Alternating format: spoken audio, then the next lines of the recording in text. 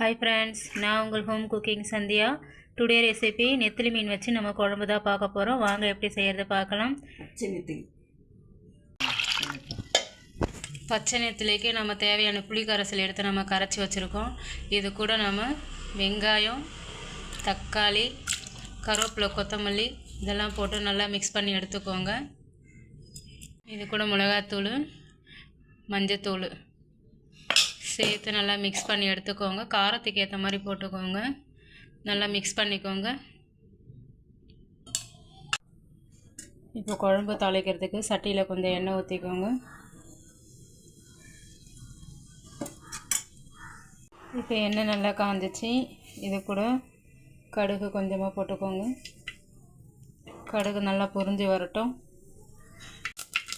கடுகு நல்லா பொரியுது. இது கூடவே கொஞ்சமாக வெந்தயம் சேர்த்துக்கோங்க. நல்லா பொரியட்டும்.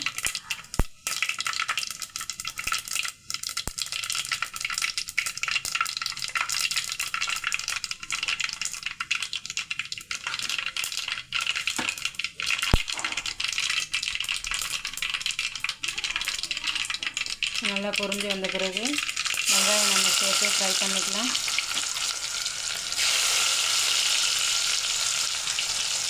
அது கூடவே கொஞ்சமாக கருவேப்பிலை போட்டுக்கோங்க.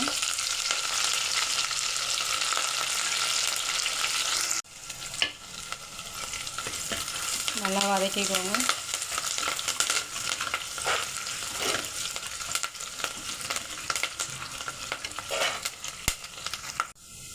இப்போ வெங்காயம் நல்லா ஃப்ரை ஆயிடுச்சு. இப்போ நம்ம இதுக்கு ரெடி பண்ணி வச்சுருக்க மிளகாய்த்தூள் எல்லாம் ரெடி பண்ணி வச்சுக்கிறது இதில் ஊற்றிடலாம்.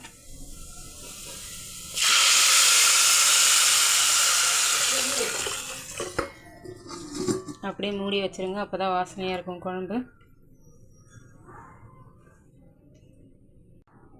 இப்போ நம்ம இந்த மூடியை எடுத்துகிட்டு நம்ம கத்திரிக்காய் ஆட் பண்ணிக்கலாம். பச்சை நெத்திலி மீனில் இந்த கத்திரிக்காய் போட்டிங்கனாவே ரொம்ப டேஸ்ட்டாக இருக்கும். வேணும்னா போட்டுக்கலாம், வேணான்னா விட்டுருங்க. நல்லாயிருக்கும் குழம்புல இது போட்டிங்கன்னா.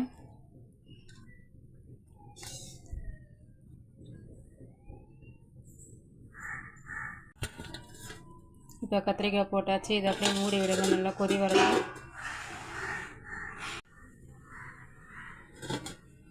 இப்போ கொதி வருது பாருங்கள். இது நம்ம தட்டை எடுத்துடலாம். நல்லா கமகமன்னு வாசனை வருது. கொதிக்கிட்ட மிளகாய் வாசனை போகிற வரைக்கும் நல்லா கொதிக்கிட்ட குழம்பு.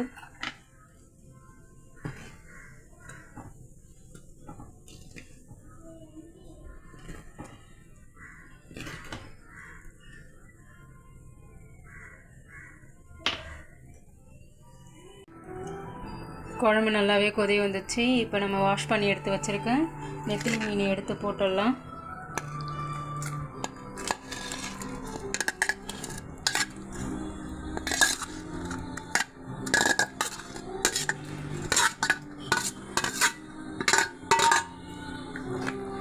நல்லா கிளறி விட்டு இது ஒரு 5 மினிட்ஸ் கொதிக்கட்டும். மூடி போட்டு வச்சுருங்க.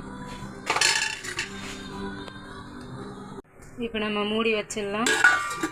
ஒரு 2 மினிட்ஸ் நல்லா கொதிக்கட்டும். இப்போ கொதி வந்திருக்கு. நம்ம எடுத்துடலாம். நல்லாவே குழம்பு கொதிச்சிச்சு.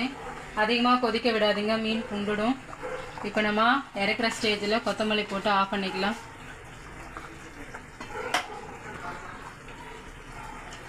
நெத்திலி மீன் குழம்பு ரெடி.